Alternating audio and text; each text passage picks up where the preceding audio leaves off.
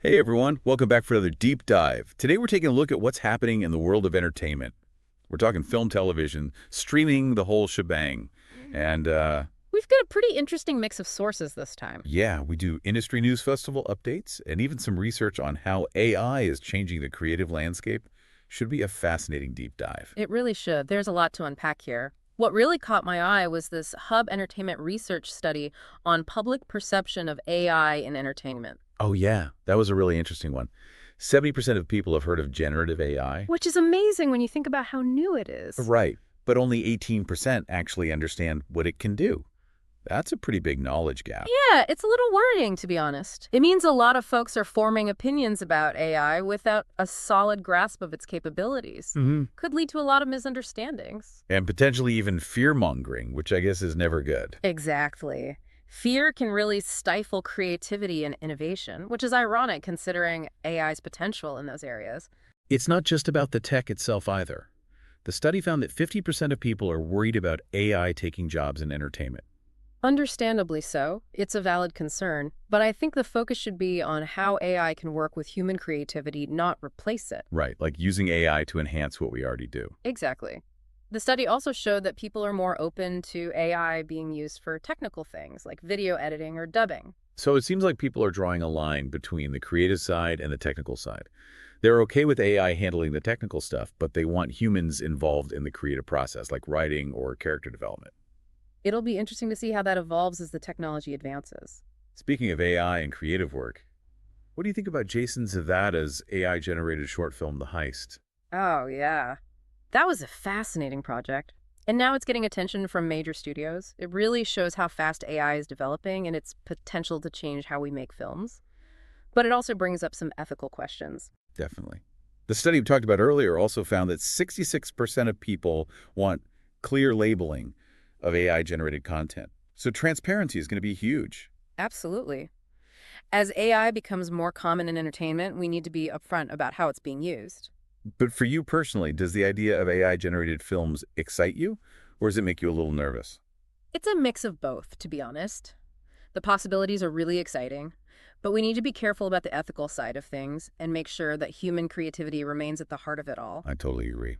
Okay, let's shift gears for a second and talk about the streaming landscape. This Parrot Analytics case study on the Umbrella Academy was a really interesting read. It really highlights the tough decisions that studios and streaming platforms are facing. Parrot suggests that the Umbrella Academy could have been a big win for Peacock NBC Universal's streaming platform. So licensing the show to Netflix brought in money right away, but it might have cost Peacock a chance to have a really popular show that could have kept people subscribed. Exactly. It's a trade-off between short-term gains and long-term growth. And speaking of Peacock, NBC Universal decided to shut down Universal Kids and really focus on streaming. Which is a pretty clear sign of where they see the future of entertainment heading. Definitely. Yeah. While we're talking streaming, have you heard about Addicted TV? The new platform for independent Latin American content. Yeah. What's interesting about them is their AVOD Plus model. They're promising to pay creators more than what they would usually get with those upfront deals. It's a hybrid model that tries to solve a big problem for independent filmmakers: how to make a stable income.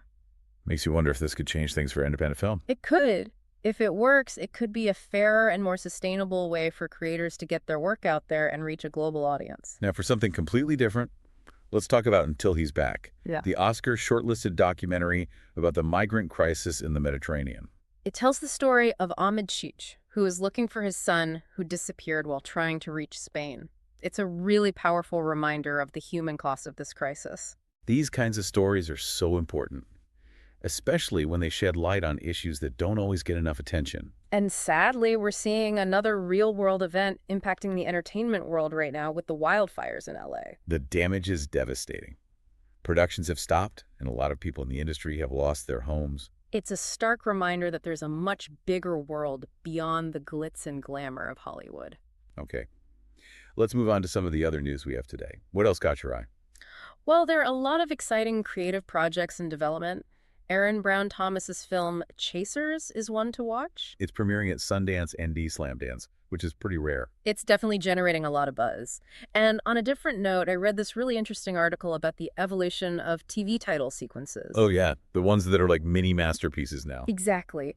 They use visuals to set the tone, introduce the themes. It's fascinating. They use shows like The Rings of Power, The Last of Us, and The Wheel of Time as examples. It really makes you appreciate how much work goes into those sequences. And then there's this new Australian mystery drama called Playing Gracie Darling that just started filming. What's that one about? A woman investigates the disappearance of her childhood friend who vanished during a seance 27 years ago. Oh, wow. That sounds intriguing.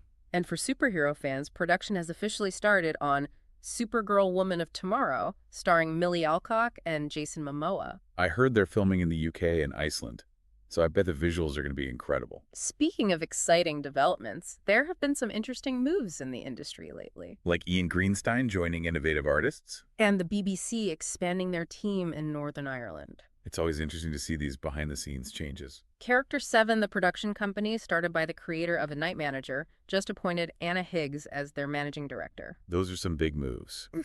Okay, there's one more item here that I think you'll find interesting, especially since you follow awards season so closely. It's about Sebastian Stan and his Oscar hopes. Oh, yes. He's been getting a lot of attention for his roles in A Different Man and The Apprentice. His performance as a young Donald Trump in The Apprentice has really gotten people talking.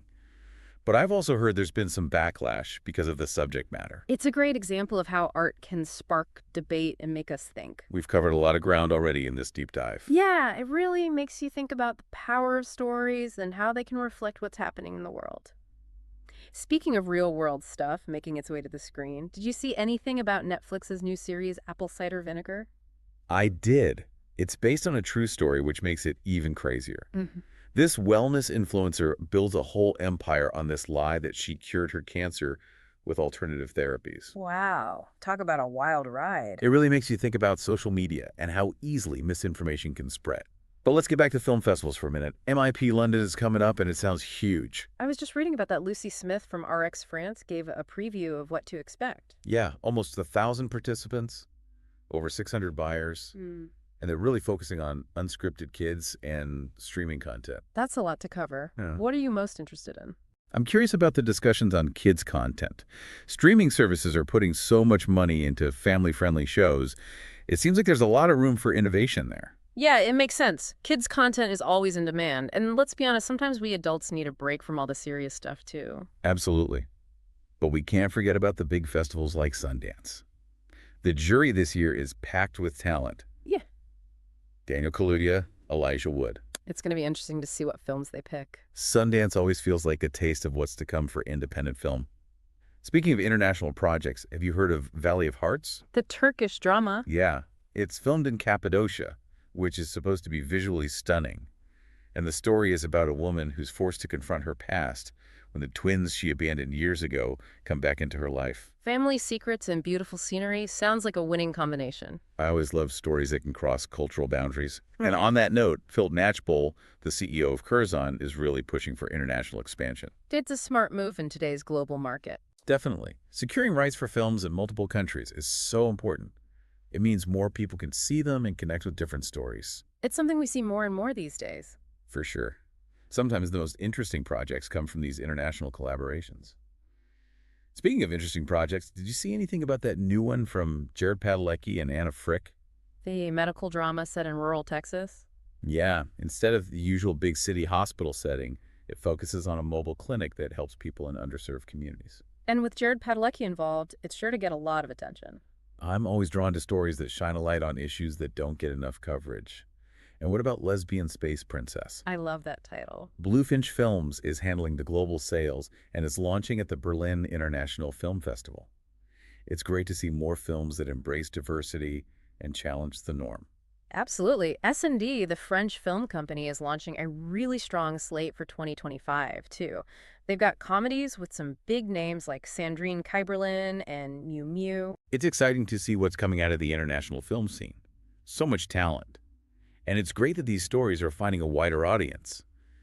Speaking of opportunities for filmmakers, Indie Lab is accepting applications for their TV Accelerator program. Oh, yeah. That's a great program for up-and-coming talent. It helps production companies figure out how to navigate the world of TV production. Which can be pretty tricky these days. They're really focused on the future of content, looking at things like financing audience behavior, AI, new technologies. It's smart of them to include all of that. The industry is changing so fast, it's important for creators to stay ahead of the curve. On a slightly different note, Halo Films and Bounty Films have teamed up to distribute 3 documentaries. Documentaries are such a powerful way to explore important issues and share different perspectives. I completely agree. Yeah. Do you have a favorite documentary that you think everyone should see? Oh, that's a tough one. There are so many good ones. But one that comes to mind is Oh man, so many to choose from. It is tough. But speaking of industry trends, remember earlier we were talking about NBC Universal shutting down their Universal Kids channel? yeah, big changes in the TV landscape. They're going all in on streaming. And there's that new platform, Addicted TV, launching with all that independent Latin American content. Right. And they have that interesting AVOD Plus model. Yeah, a mix of ads and better payouts for creators.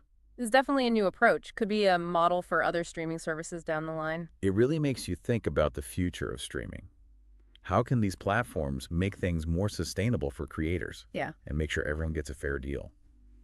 It'll be interesting to see how Addicted TV does. definitely. Could be a game changer. Well, we've covered a lot of ground in this deep dive, Yep. from AI-generated films to streaming wars and all those powerful human stories in between. It's been quite a journey. The entertainment landscape is always changing so much to keep up with. So where do you see things going from here? Yeah. What's the future of entertainment? Well, that's the big question, isn't it? I think we're going to see more blending of film, television, streaming.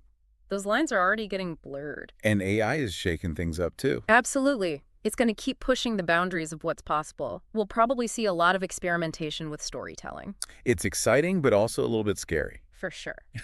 But at the end of the day, it's all about connecting with audiences on an emotional level. Technology is a tool, but the human stories are what really matter. Couldn't agree more. Mhm. So what are you most excited about? I'm excited to see how creators keep pushing the boundaries, finding new ways to tell stories and connect with people. I think that's what makes entertainment so powerful. It's all about those shared human experiences, right? Absolutely. I have one last thing for you to think about. As AI becomes more and more common in entertainment, how will it change the role of the artist? Wow, that's a great question. Will AI make us more creative? Or will it take over? Hmm. I guess we'll have to wait and see. But it's going to be a wild ride. That's for sure. This is just the beginning. Thanks for joining us on this deep dive. Make sure to check out the show notes for links to all the sources we talked about. And keep exploring, keep learning, and keep diving deep.